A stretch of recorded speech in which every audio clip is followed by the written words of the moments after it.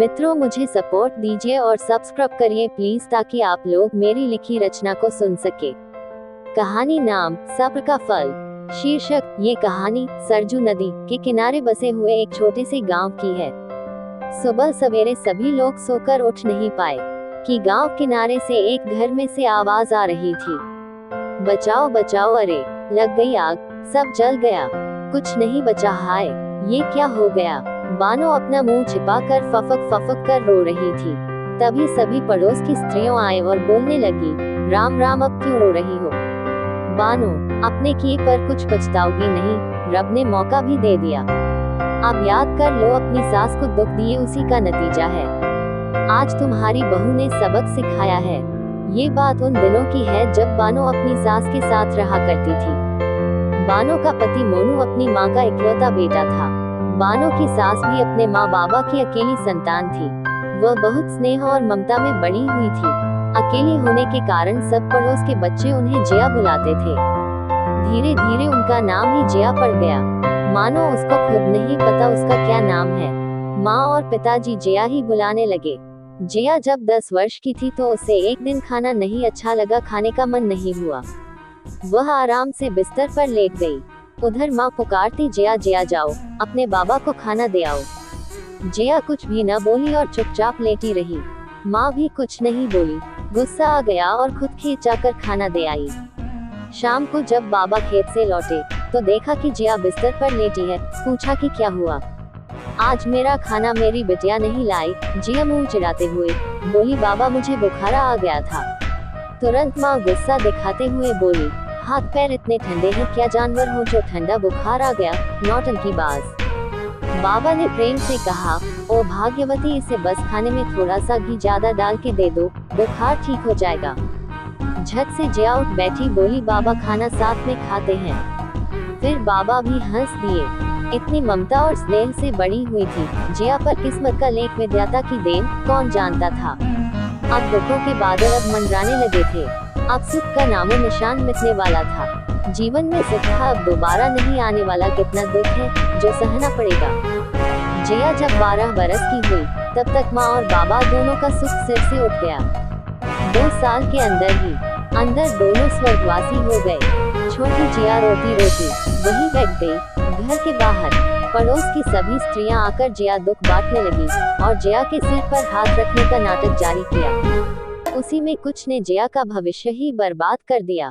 उसके घर का कीमती सामान गायब करने में, जैसे चांदी के कुछ सिक्के थे और भारी भारी बर्तन जिसकी कीमत जिया नहीं जानती थी, बच्ची थी, सब गायब कर दिया। अब अकेली अपने घर कैसे रहती, इसलिए वह अपना बबा हुआ सामान समेटकर पड़ोस के घर में जाकर रहने लगी। जिसके घर रहने जाती बदकिस्मती से उस घर में चोरी हो जाती थी। बस सिर्फ जिया का ही सामान चोरी होता। जिया की माँ के कुछ जोड़े और कुछ चांदी के सिक्के, इस सामान में भी सिर्फ माँ का जोड़ा ही बचा था। बाकी का तो चोरी में चला जाता था।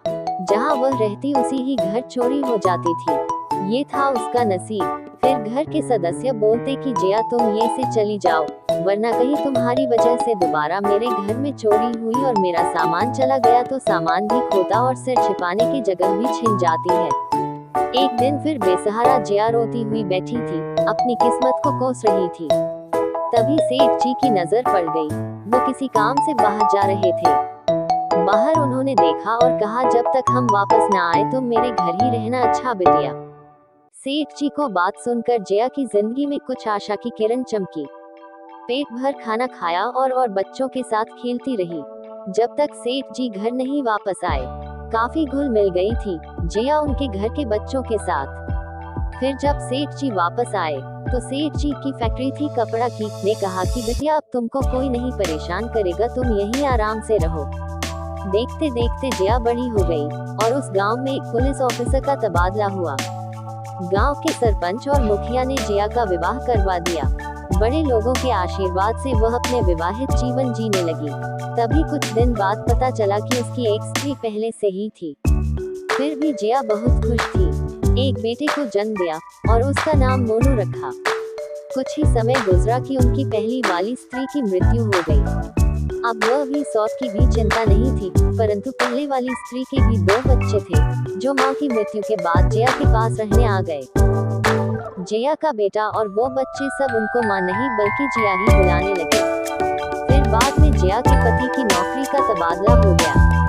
जिया गांव की रहने वाली थी, साथ शहर न जा सकी। साफ मना कर दिया, अकेली पड़ गई थी, तो फिर सासू माँ को बुला लिया। कुछ दिन साथ में सासू जी रही, फिर वापस चली गई और जिया कुछ दिन बाद अपने पति के साथ एक पोस्टिंग पर गई भी थी। फिर उनकी नौकरी बिजनौर कर दी गई। तब जिया अपने बेटे को लेकर वापस मातृभूमि आ गई और उसके पति ने तीसरी शादी भी कर डाली बिजनौर में। जिया जब अपनी मातृभूमि वापस आई तो सेठ जी को सब सच सच बता दिया कि मोनू के पिता श्री की नौकरी बिजनौर चली गई और हम नहीं साथ गए। सेठ जी कुछ नहीं बोले। सेठ जी के छोटे बेटे के साथ मोनू की अच्छी दोस्ती थी। हवेली में दोनों साथ रहने भी लगे। कुछ लोग तो ये समझते कि सेठ के ही 3 बेटे हैं, जबकि सेठ के 2 ही बेटे थे। सेठ जी अपने बच्चों जैसे कपड़े बनवा दिया करते थे, साथ घुमाते, स्कूल भी साथ दोनों जाते थे, कोई भेदभाव नहीं किया। फिर भी खाली कुआं कहाँ तक भरे, ये कहावत सही है। जिया को अपनी जिंदगी गुजर बसर करने के लिए 4 पैसे की भी जरूरत पड़ती। वहाँ आसपास की पड़ोस की स्त्रियों की कब्री सिल देती और एक आना पैसा कमा लेती थी।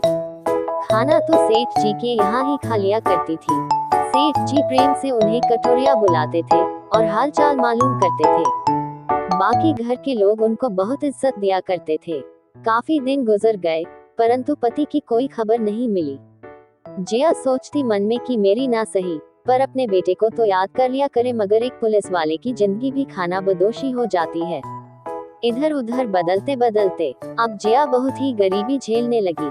फिर भी पढ़ाई लिखाई का पैसा सेठ जी दे दिया करते थे। देखते देखते ही मोनू भी बहुत बड़ा हो गया।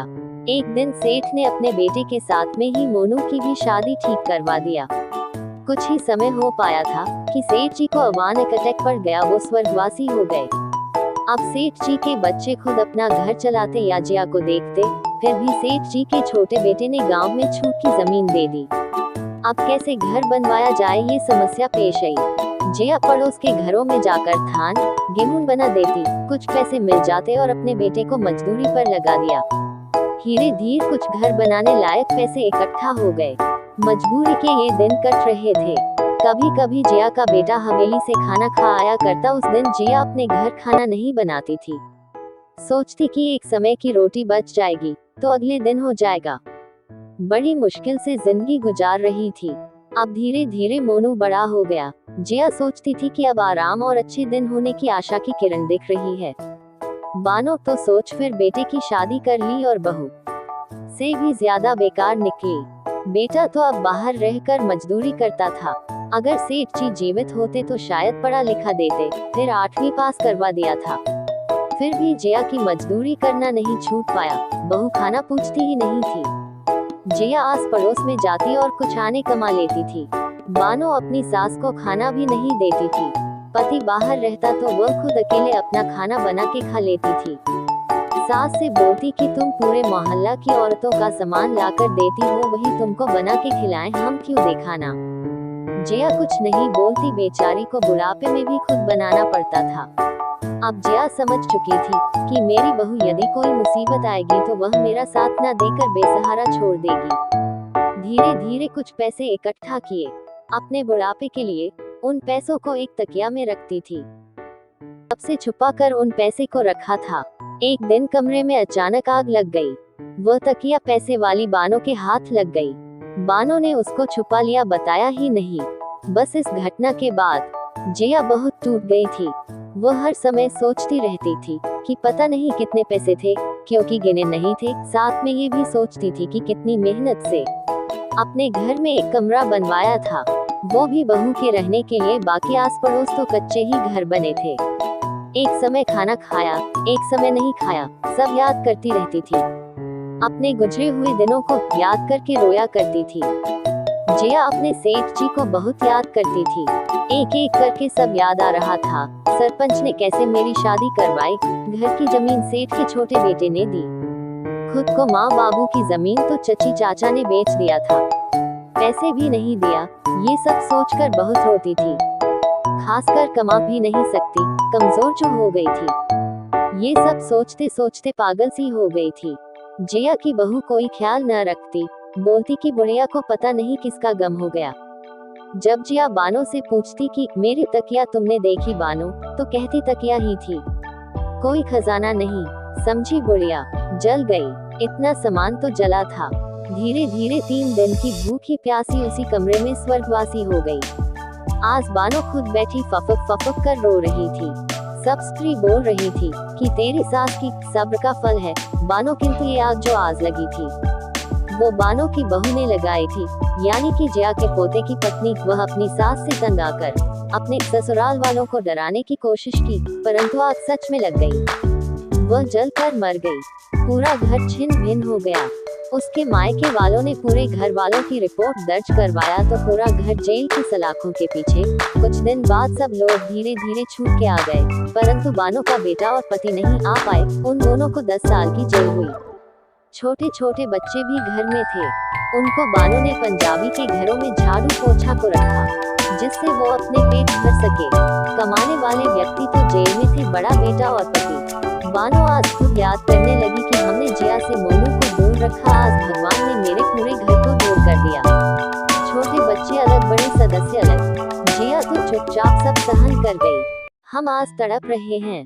बहुत रोई उस दिन बानो, फूट फूट कर सब याद भी कर रही थी, एक के बाद एक बातें। जिया की जिंदगी में तो कभी भी दुख के बादल नहीं छटे थे, न बानो ने छटने दिया। आज खुद के ऊपर तो इतनी बड़ी मुसीबत आन पड़ी, वो भी बहू की वजह से। आज बानो बोली कि हमने अपनी सास के साथ जो किया, मेरी बहू ने मुझे सीख दे दिया। मरने के बाद भी नहीं छोड़ा, जैसी करनी वैसी भरनी।